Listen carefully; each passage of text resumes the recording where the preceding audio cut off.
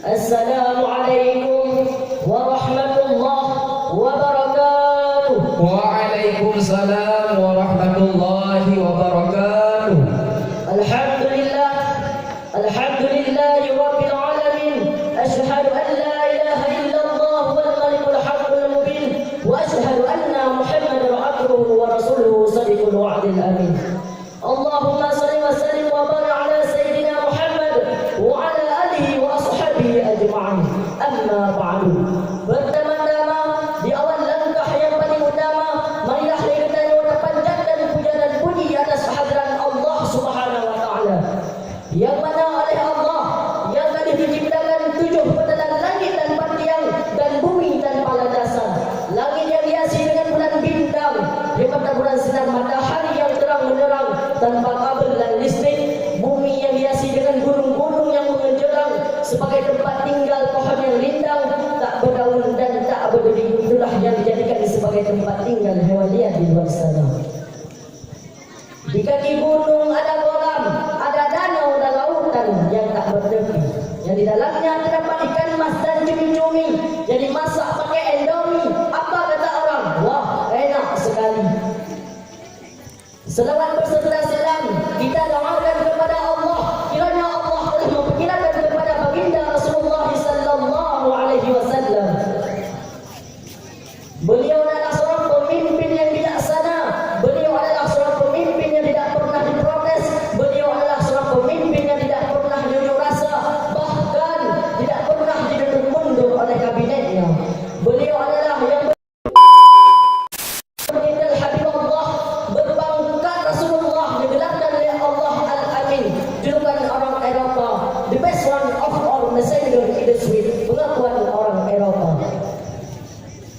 Beliau adalah Nabi Muhammad sallallahu alaihi wasallam. Beliau tidak mengendarai sepeda motor Yamaha, motor Honda, mobil Innova dan Toyota, apalagi pesawat Garuda.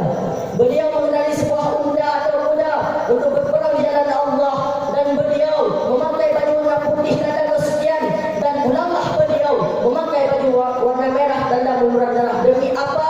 Demi menegakkan kalimatul haq, yaitu la ilaha illallah Muhammadur Rasulullah. Dan kepada al-sahabat beliau yang bila ke gunung sama mendaki, bila ke laut sama mendayung, bila untung sama dibagi, bila rugi sama ditanggung. Dan kepada tabi'in, ulama mutaqaddimin dan ulama mutaakhirin dan ulama yang muktabar, dan penghormatan saya yang mulia yaitu kepada pimpinan daerah yang ada di kampungnya beserta keluarganya, dan penghormatan saya kepada Tunku Imam yang mulia, dan penghormatan saya kepada Bapak Gesyik dan kepada perangkat desa yang kasudi melangkah bak tempat yang berbahagianya. Dan penghormatan saya yang setinggi-tingginya yaitu kepada Dewan Juri yang telah menilaikan kami dengan nilai yang tertinggi, dan penghormatan saya yang terakhir yaitu kepada pemuda-pemuda kampungnya, oleh kebanggaan Allah, kebanggaan Rasulullah, kebanggaan agama dan kebanggaan ulama. Nabi pernah berkata, ad-dinul fiyatil fata. Bila singgah Nabi halale, donyanya akan dipulangkan kepada pemuda tersebut apabila pemuda tersebut dengan ilmu yang memadai. Dengan mempersingkatkan waktu, terutama dalam acara pidato singkat runtuhan yaitu yang berjudul Talabul Ilmi, yaitu mencari ilmu. Ma'asyiral muslimin rahimakumullah. Ketahuilah bahawa menuntut ilmu yang diwajibkan bagi kaum muslimin dan muslimat, sebagaimana yang disabdakan oleh Rasulullah, talabul ilmi fardhatun ala kulli muslimin wal muslimatin. Mencari ilmu itu diwajibkan bagi umat Islam, Inang maupun agama. Dari hadis tersebut dijelaskan bahawa menuntut ilmu yang diwajibkan bagi kita yang mandum, bahkan cuma diwajibkan karena dengan ilmu lah kita bisa mendapatkan kebahagiaan di dalam dunia maupun di akhirat. Dan dengan ilmu lah kita bisa mendapatkan kebahagiaan, dan dengan ilmu lah kita tuntun kehidupan di dunia. Bagi contoh ni ilmu sekolah, dengan ilmu tersebut kita tidak gereja mencari nafkah dan lain-lain. Dan dengan ilmu agama kita tidak berupiah kepada Allah Subhanahu wa taala, baik sampai kita mati dalam menderita. Kenapa menderita? Karena semasa hidup kita hanya berfikir kepada dunia saja. Karena ilmu Imam Syafi'i pernah berkata, "Man arada dunya fa alaihi bil ilmi, wa man arada al-akhiratu fa alaihi bil ilmi, wa man aradahuma fa alaihi bil ilmi." Barang siapa yang menghendaki di dunia, maka hendaklah ia berilmu. Barang siapa yang menghendaki di akhirat, maka hendaklah ia berilmu. Barang siapa yang menghendaki keduanya, maka hendaklah ia berilmu. Hai umi-umi, masa kena yang hanablah dah tak apa. Hari tak ada sekolah. Berguna nak sekolah ada untuk uluan kau. Dicok S1, S2, SA sampai ujung-ujung ni ke SS, iaitu sabu-sabu. Yang bahkan kerana kurang pendidikan ilmu agama, maka oleh dan abi-abi dicoklah ada dengan pendidikan ilmu agama bersabar dalam menuntut, karena orang yang menuntut adalah syurga dan tuntunannya. Karena Ali bin Abi Thalib pernah berkata, "Man kana fi talabil ilmi kanatil jannatu fi talabihi." Barang siapa di dalam menuntut niscaya, barang siapa di dalam menuntut niscaya syurga dalam tuntunannya. Oleh dan hai umi-umi, bila kalian sudah mati dalam menuntut niscaya menumpuklah pahala syahid.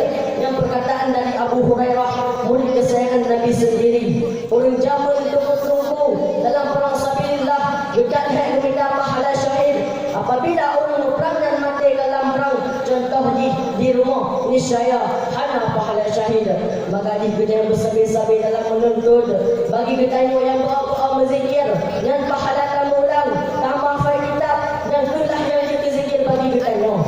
Menuntut ada perbedaan menuntut yang lain, sangatlah ada contoh ni pahala kita, pahala tanya dapat jadi sebuah hikmah yang bermanfaat untuk akhirat. Dan pahala ni sama dengan takdir sini bebas motor naik untuk Palestina supaya berperang di jalan Allah Subhanahu wa taala. Nabi pernah berkata kepada Ibnu Mas'ud radhiyallahu anhu, "Dilusukan sa'atan fi majlisil ilmi kanatil jannah, dilusukan sa'atan fi majlisil ilmi la tamusu kalama wa la ta'tubu harfan khairun laka min irqi alfi ramadatin."